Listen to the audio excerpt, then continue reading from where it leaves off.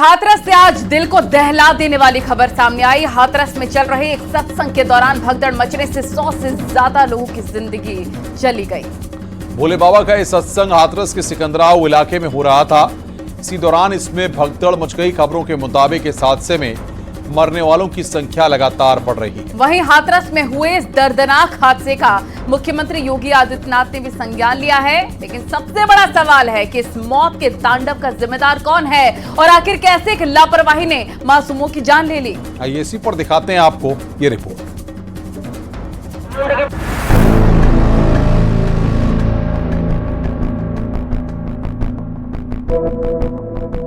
अरे एक भीड़ थी, वो एक दूसरे के ऊपर हो गए बच्चे। आप भी उस सत्संग में थी? वो एक संग भीड़ आई है सुबह में, भोले बाबा की सत्संग में भीड़ हम दब गए।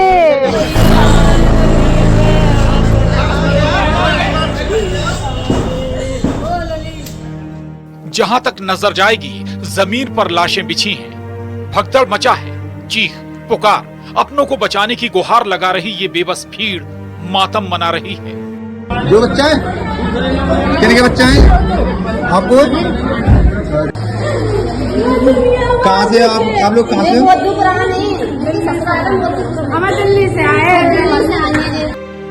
हाथरस के अस्पताल फुल हैं। आसपास के कई जिलों के अस्पताल अलर्ट पर हैं। हर तरफ शोक, मातम और गम है, क्योंकि ये भीड़ अव्यवस्थित सत्संग की भेंट चढ़ चुकी है।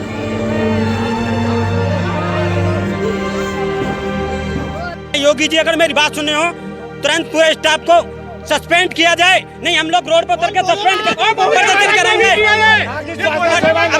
अभी मैंने डीएम साहब से एक सवाल किया था, कि आप सर मुझे ये बता दीजिए कि ये जो लोग मरे इनका क्या होना है। हाथरस भगदड़ में कई मां ने अपने कलेजे के टुकड़े को खो दिया। कई मासूमों के सिर से माँ बाप का साया छिन गया और आसपास के कई गांवों में पूरा सन्नाटा पसर गया।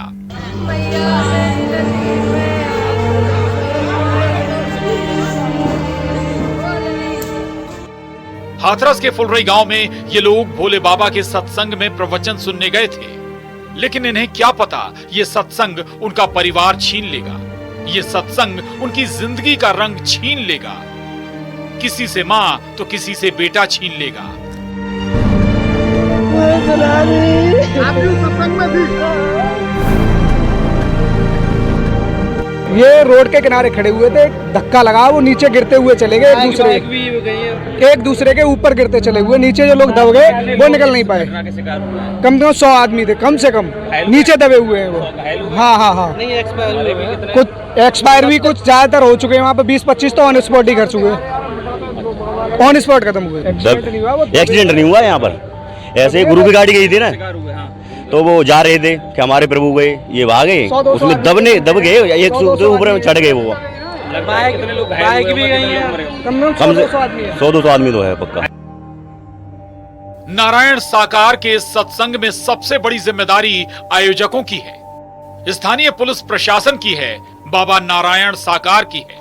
क्योंकि आयोजकों ने लापरवाही क्यों की, भीड़ का इंतजाम क्यों नहीं हुआ, स्थानीय प्रशासन क्या कर रहा था, भीषण गर्मी में इतनी भीड़ कैसे जुटी।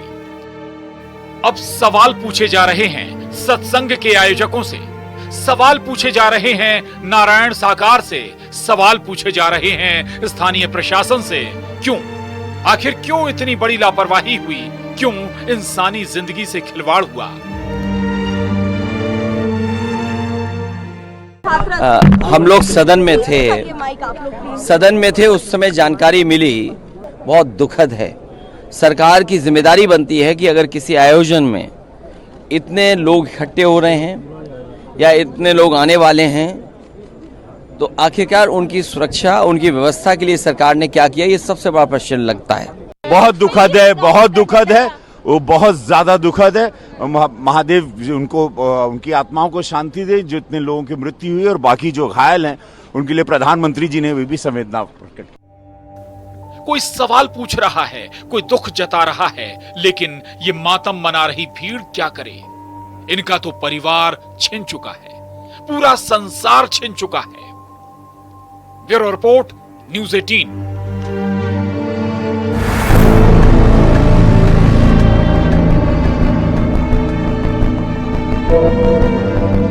अरे एक भीड़ थी, वो एक दूसरे को ऊपर हो गए बच्चे।